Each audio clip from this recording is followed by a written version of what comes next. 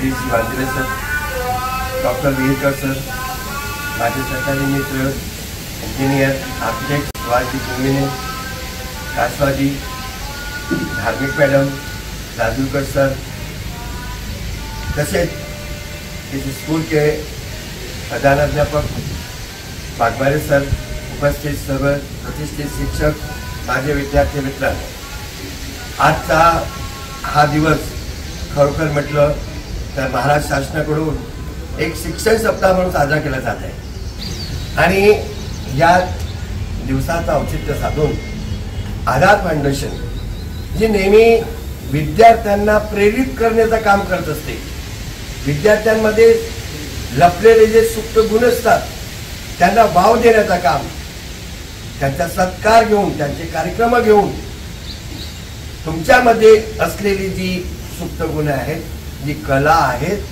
त्याला उघडण्याचं काम, त्याला फुलविण्याचं काम जे कार्यक्रम आहे ती आज आधार फाउंडेशन ही सुरुवातीपासून करत आहे। जसं पांदिरे सरांनी सांगितलं की आमची सुरुवातच तिथून झालेली आहे। टाका ग्राउंडवर जे कार्यक्रम घेतलं गेलं होतं तिथे विद्यार्थ्यांमधील डान्स आहे, ड्रॉइंग आहे, बुद्धी इंटेलिजंट क्वेश्चन आहेत, या सर्वांना वाढवण्याकरता विविध उपक्रम घेण्यात आले। तर या सर्व गोष्टीतून आज आपण इथे वृक्षारोपणाचा कार्यक्रम घेण्यात यावा, त्यासाठी वृक्ष मुलांना घेण्याचा कार्यक्रम, आणि प्रत्येकाने जसं आता म्हटलं गेलं आहे की प्रत्येक जणांनी आईच्या नावावर एक झाड लावा, हा शासनाचा हे आहे। तसाच आपण सर्व विद्यार्थ्यांनी वृक्षाचे फायदे तुम्हाला सांगण्याची गरज मला नाही आहे। ऊन लागली का आपण वृक्ष शोधतो, कुठं उभं राहायचं। वृक्ष आपल्याला काय देतो? आपल्याकडून जे काही वाईट असेल ते घेतो, पण नेहमी चांगलं देण्याचा प्रयत्न करतो, कार्बन डायऑक्साईड शोषित करतो, आपल्याला ऑक्सिजन देतो जी प्राणवायू आहे।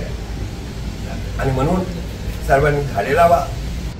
आपल्याला माहिती आहे की आधार फाउंडेशनचं नाव आपण बरेचदा ऐकलेलं असेल विद्यार्थी मित्रांनी।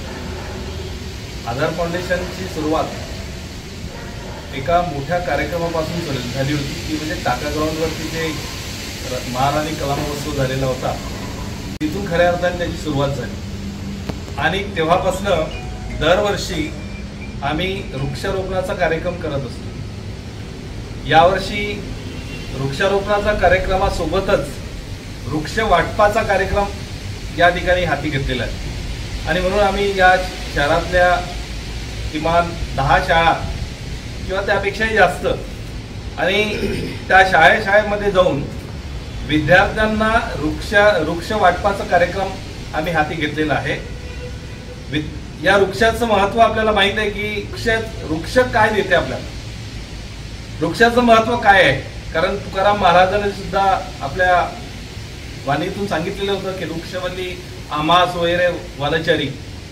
तर तेव्हापासून हे महत्त्व प्रत्येकाला पटवून देण्यासाठी व वृक्षाप्रती प्रत्येक व्यक्ती हा जागरूक असला पाहिजे। माझं काय कर्तव्य आहे, किमान सरांनी सांगितलं की आपण 5 झाडं आयुष्यामध्ये लावले पाहिजे।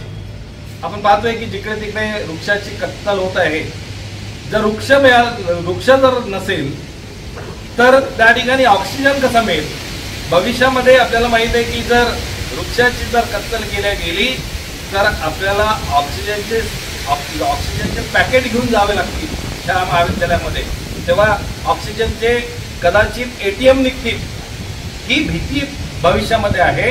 आणि हा धोका लक्षात घेऊन आधार फाउंडेशन वृक्ष संवर्धन कसं करता येईल या अनुषंगाने विद्यार्थ्यांमध्ये जागृती झाली पाहिजे, म्हणून आजचा हा उपक्रम या ठिकाणी हाती घेतलेला आहे।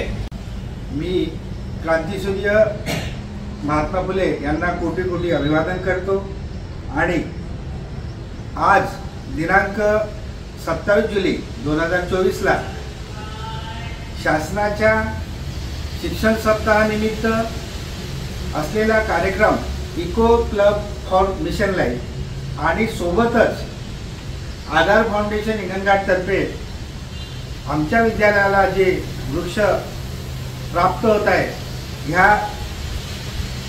हा एक योग दुग्ध शर्करा योग आहे, जेणेकरून आम्हाला शासनाचाही कार्यक्रम राबवता येतो आणि आधार फाउंडेशनचे अध्यक्ष संस्थापक अध्यक्ष श्री अतुलजी वांदिले आणि कार्यकारी अध्यक्ष माननीय जगदीशजी वांदिले सर, यामुळं आम्हाला एक नवी शक्ती प्राप्त होते.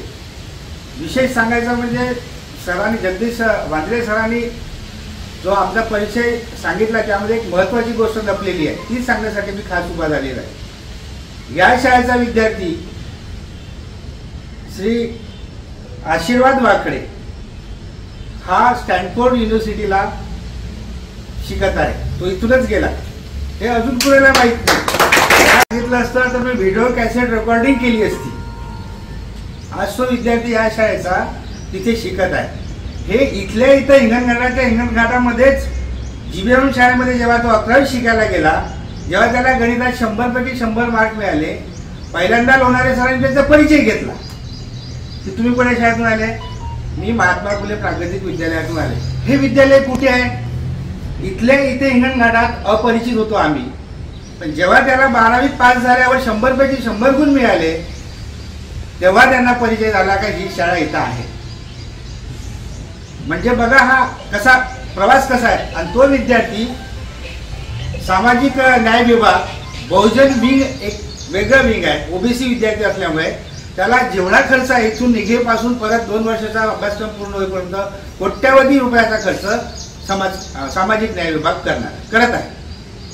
त्याच्याकडे आर्थिक परिस्थिती नसल्यामुळे तो 1 वर्ष त्यांनी फॉलोअप घेतलं, म्हणजे बॅक घेतलं आणि परत तो गेला. आज तो तिथे शिकत आहे. सांगायचा मुद्दा असा की हा आजचा काळ हा जाहिरातीचा झाला आणि ज्याची जितकी जाहिरात जास्त तितकं त्याला फळ जास्त. आणि म्हणून असं वाटते कधी कधी की शासन सुद्धा जो कार्यक्रम घेत आहे, मुख्यमंत्री माझी शाळा सुंदर शाळा, एक भाग होऊन गेला, दुसरा भाग येऊन तयार आहे. हा शिक्षण सप्ताह झाला. म्हणजे निव्वळ याच्यामध्ये जाहिरात देऊन आपापले कार्यक्रम पुढे सरकवा असंच दिसून येते. मात्र अभ्यासाकडे दुर्लक्ष आहे. शासन कधीही विचार करत नाही की तुमच्या शाळेमध्ये किती शिक्षक आहेत आणि किती शिक्षक नाही.